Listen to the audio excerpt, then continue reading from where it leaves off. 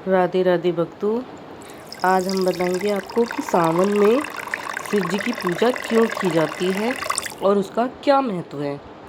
देखिए, सावन के महीने में भगवान शिव की पूजा का विशेष महत्व है, क्योंकि इस दौरान समुद्र मंथन से निकला विष पीने के बाद महादेव को शीतलता प्रदान करने के लिए सभी देवताओं ने उन्हें जल अर्पित किया था। इसके अलावा माता पार्वती ने इसी महीने शिव जी को पति के रूप में पाने के लिए कठोर तपस्या की थी। तभी से सावन के महीने में शिव पूजा की जाती है। और विशेष महत्व इसका क्या है? सावन में शिव पूजा के प्रमुख कारण भी है, जैसे कि अलग अलग कारण की वजह से भी शिव पूजन किया जाता है सावन के मास में। जैसे विष की जलन शांत करने के लिए, विष जब महादेव ने विष पिया था तो उसकी जलन को शांत करने के लिए समुद्र मंथन के दौरान जब हलाहल विष निकला तो सृष्टि की रक्षा के लिए शिव जी ने उसे अपने कंठ में रोक लिया था। विष की गर्मी से महादेव का कंठ नीला पड़ गया। नीलकंठ उनकी जलन को शांत करने के लिए देवी देवताओं ने उस पर पवित्र जल चढ़ाया, इसलिए उन्हें नीलकंठ भी बोला जाता है। फिर एक कारण ये भी है कि माता पार्वती की तपस्या। पुराणों के अनुसार माता पार्वती ने सावन के महीने में ही निराहार बिना खाए पिए रहकर कठोर व्रत और तपस्या की थी, जिससे प्रसन्न होकर शिव जी ने उन्हें अपनी अर्धांगिनी के रूप में स्वीकार किया था। तो इस वजह से भी सावन में शिव जी की पूजा की जाती है। और क्या कारण है उसका? ऋतु और मौसम के अनुसार सावन के महीने में बारिश का मौसम होता है। प्रकृति में चारों ओर हरियाली और ठंडक होती है। माना जाता है कि इस समय प्रकृति ऊर्जा बहुत सकारात्मक होती है, जो आध्यात्मिक साधना और ध्यान के लिए अनुकूल है। तो इसलिए सावन में पूजा पाठ का महत्व है। तो और सावन के सोमवार का महत्व क्या है इसमें? तो सोमवार के दिन भगवान शिव को समर्पित होता है। ऐसी मान्यता है कि सावन के सभी सोमवार को व्रत रखने और शिवलिंग का जल, दूध, बेलपत्र से अभिषेक करने से विवाह की बाधाएं दूर होती है और मनचाहा जीवन साथी प्राप्त होता। तो आप सभी ने ही सुना होगा कि सावन के सोमवार लड़कियां लड़के रखते हैं विवाह के लिए।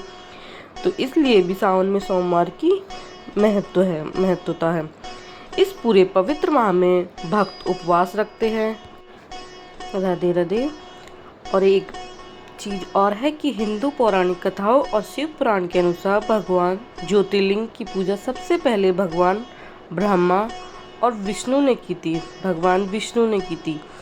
जब सृष्टि के आरंभ में ब्रह्मा और विष्णु जी के बीच श्रेष्ठता को लेकर विवाद हुआ, तब शिव जी एक विशाल अनंत अग्नि स्तंभ ज्योतिर्लिंग के रूप में प्रकट हुए थे।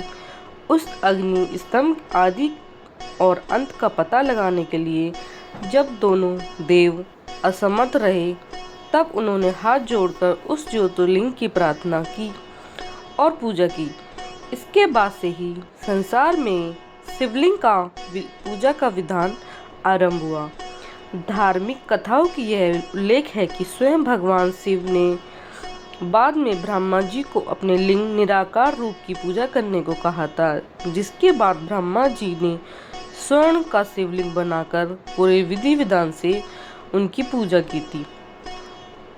पौराणिक कथाओं के अनुसार सिंधु घाटी 2500 और 1500 ईसा पूर्व में दौरान शिवलिंग जैसे पत्थर के रूपों की पूजा जानने का प्रमाण मिले हैं। अब क्वेश्चन ये है कि रोजाना शिव मंदिर में जाने से क्या होता है? तो रोजाना शिव मंदिर में जाने से मन को शांति मिलती है, तनाव कम होता है और मानसिक स्पष्टता प्राप्त होती है।